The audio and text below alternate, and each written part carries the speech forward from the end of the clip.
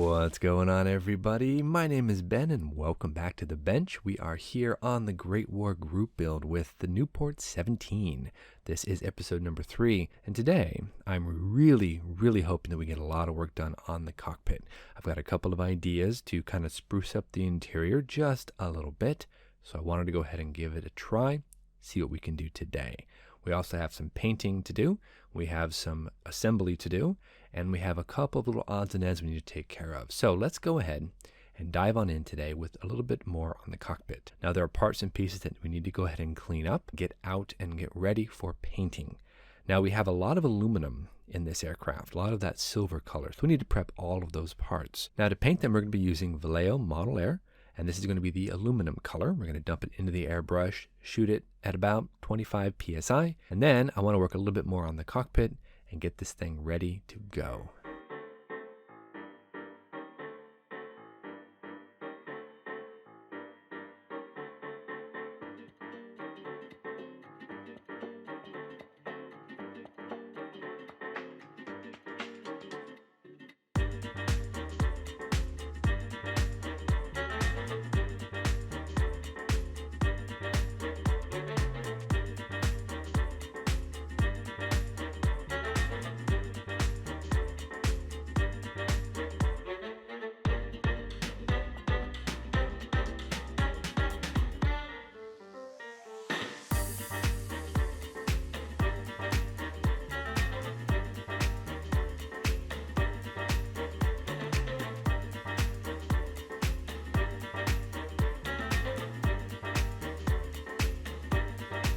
All right, as you can see, I went ahead and took the liberty of taking some of my dark gray weathering powder by AIM, and I added some artificial shadow here and around the inside of the cockpit.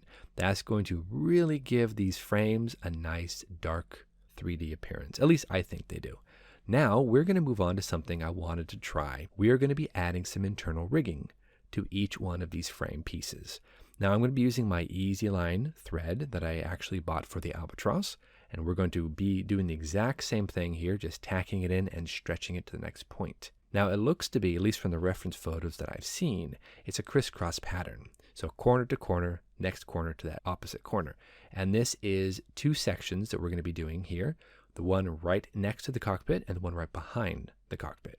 I'm not sure if you're going to be able to see farther back into the tail. I really doubt you can, so I'm not going to fool with that, and I'm really doubtful you can see anything forward towards the engine. So we're just doing those 2 main sections. The nice thing about this Nieuport kit is it does have prominent internal framework, so you can easily tack in a little bit of Easy Line or your rigging of choice and just stretch it and attach it to the next point. I think this looks really cool. I'm having a blast with this, I really am. So my pattern is pretty much the same. We're just going to tack in a little bit of super glue on one point. We're going to stretch that Easy Line to the opposite corner, tack that with a little bit of super glue, wait till it's nice and secure, and then slice off the extra. It's not that hard. It's a little time consuming, but honestly, I think it's going to pay off like gangbusters. So let's go ahead and just continue doing the rest of this and see how it looks. As you can see, we have done the 2 sections here in the cockpit, and I think that looks pretty cool. I like it. So let's go ahead and do that with the other side of the fuselage and get all of this worked out, get it rigged up, and let's see how it looks at the end. So let's get it done.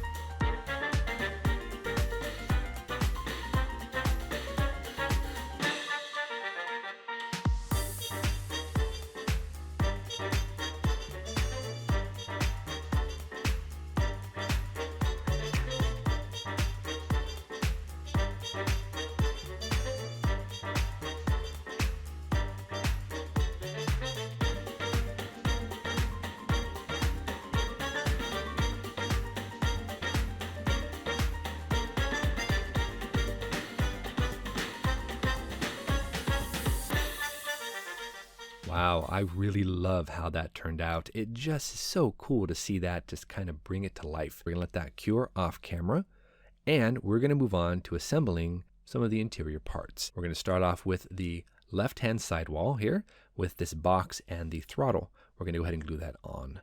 We don't really have a lot of parts and pieces to go inside of this. The cockpit is very Spartan, so luckily for us, just a couple of pieces here and there. We can really put some time into making this cockpit look the best that we can. I think that's going to really pay off in the end. Now let's go ahead and check out how this fits on. There are a couple of pipes that go ahead and sit vertically inside the cockpit. There's one on the right-hand side and one on the left-hand side.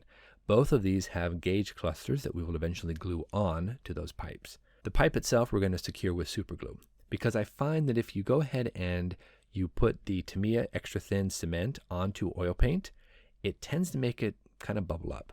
So I'm not going to fool with that. I'm going to use super glue. That's going to be sufficient enough for what we're doing with it. Now I'm going to go ahead and glue in this box with the throttle attached to it. I want to make sure that this lines up nice and neatly right here next to that pipe. There we go. I'm going to probably use a little bit of super glue on this as well. I think that's a really good move to make. And the nice thing is, if I go ahead and approach it from the front side of the box and I hit that super glue, you're not really going to see it. It might spread a little bit around here and there, but for the most part, it's going to be hidden in the back where you're not going to see if I make any mistakes. But I think a little bit of super glue here, right on the front of this box, should really help to go ahead and get this all nicely squared away. Some did leak out a little bit in the front here, but that's okay. A little Q-tip action we are taken care of. Let's go ahead and take a little bit of the Vallejo aluminum, and we're just going to touch up this box just a little bit, and we're going to blend in the actual metal part with the plastic part. Going to go ahead and paint everything so everything looks similar and looks uniform. Once that's dry, we can come back and we can weather it, but for right now, let's just get it all painted up. Now onto the cockpit floor, guys. This is where I really want to focus a lot of my attention on. I want to weather this up. I want to add some cables onto the actual rudder pedals, and I want to get that seat glued in and get this looking really sharp. So a little bit of super glue here in this indentation for the seat column, and we're just going to glue that right in place. The control stick right now is painted silver. It actually should be black, so we'll do that a little bit later. But let's get this glued in and nice and secure so we can mount that chair. Yeah, it looks pretty cool. Nice. All right, let's go ahead and get on to the next part here, which should be the rudder pedals. So let's use some super glue to tack this all together, and then we're going to start weathering this up with a little bit of our AIM weathering powder. That's going to help to kind of dull down the shine, and it's going to give it a nice used effect. Plus, these, I'm not sure if are going to be that bright. If you have a pilot sitting in here with maybe muddy boots or whatever, it's going to dirty it up. It's going to tarnish it. It's going to wear down that sheen. So a little bit of that weathering powder should really help with that. And again, I got to tell you, I love the AIM weathering powder. I need to try MIG powder, though. I've heard that's really good as well. But I don't have any, so we're going to stick with the AIM. We're going to get this all nicely dirtied up. So fingers crossed, this turns out well.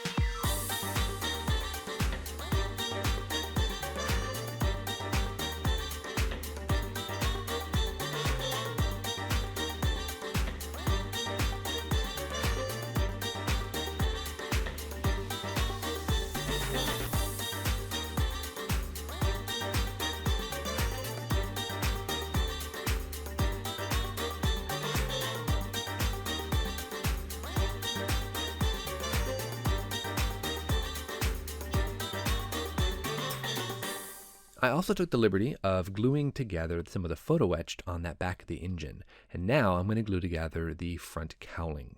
The photo etched part is not easy to assemble, I have to say. It's a little finicky, but everything is together and I'm going to let that cure and dry.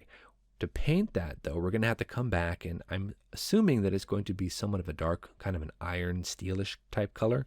So what I might do is I might go ahead and paint the whole thing in a flat black and then dry brush that silver over top of it to give it that really cool look. We'll see, though. We'll do that next episode. And this is how our cockpit looks currently. We have everything kind of glued into the side. We've got our rigging done. I've added the ammo box here in the front of the cockpit itself. I really like how this is looking. On the other side, as I mentioned before, there is also another pipe that does have a gauge cluster attached to it. So now we're just going to tack it into the fuselage using a little bit of super glue. Again, super glue works really well with this because it's fast, it's quick, and it won't bubble up that paint. So a couple of drops on top, a couple of drops on the bottom, and we are going to call it quits for today.